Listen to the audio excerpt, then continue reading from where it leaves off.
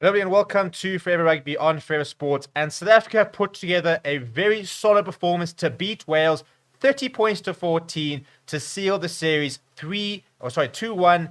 And it was the best South African side that they could probably put out. And they played like the best South African side that they could put out. I think still not the finished product necessarily, still lots of room for improvement.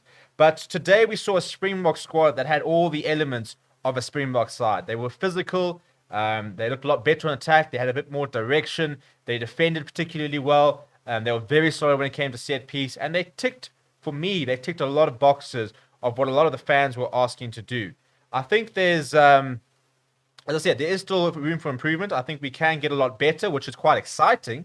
But at the end of the day, it's all about getting the result. We have got the result. We will take it into the Rugby Championship. I do feel like we go into the Rugby Championship as favourites, which is really cool.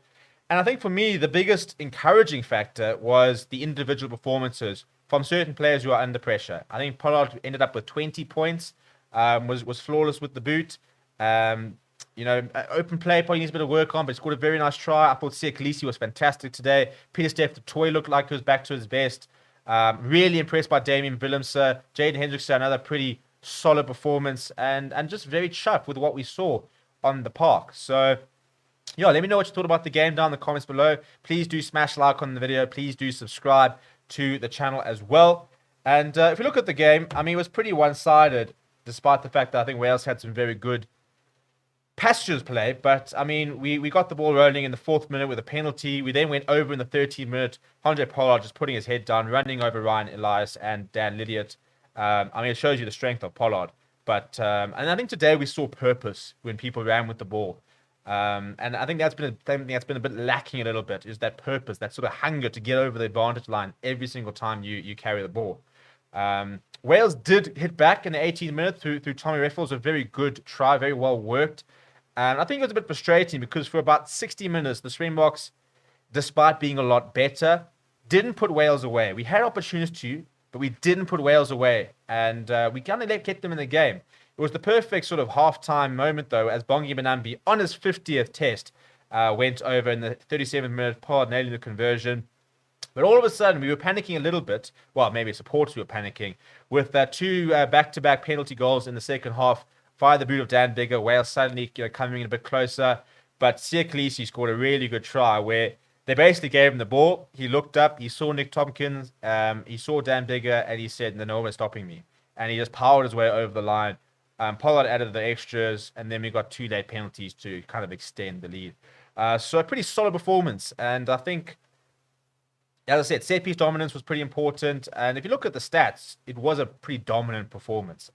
Possession 66% for the Boks to 34%, 3 tries to 1.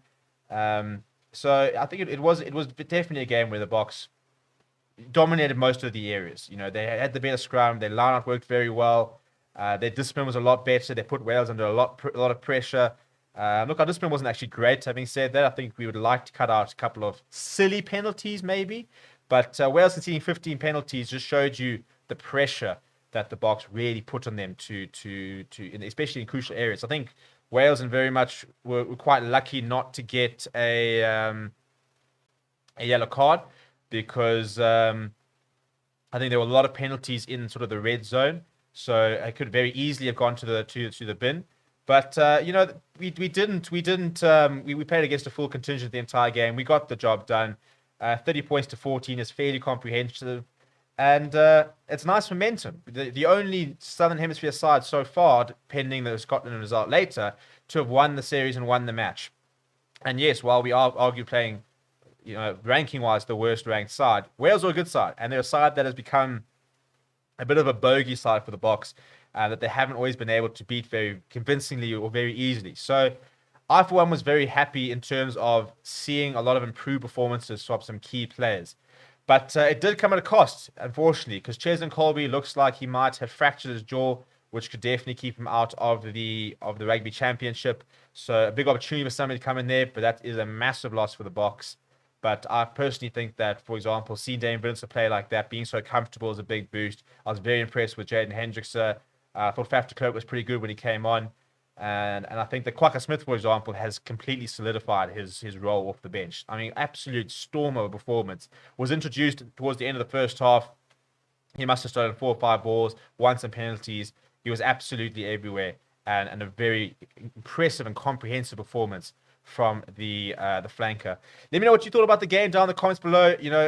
Wales gave it their all, but at the end of the day, the better side did win, and they had to win. There was an expectation to win.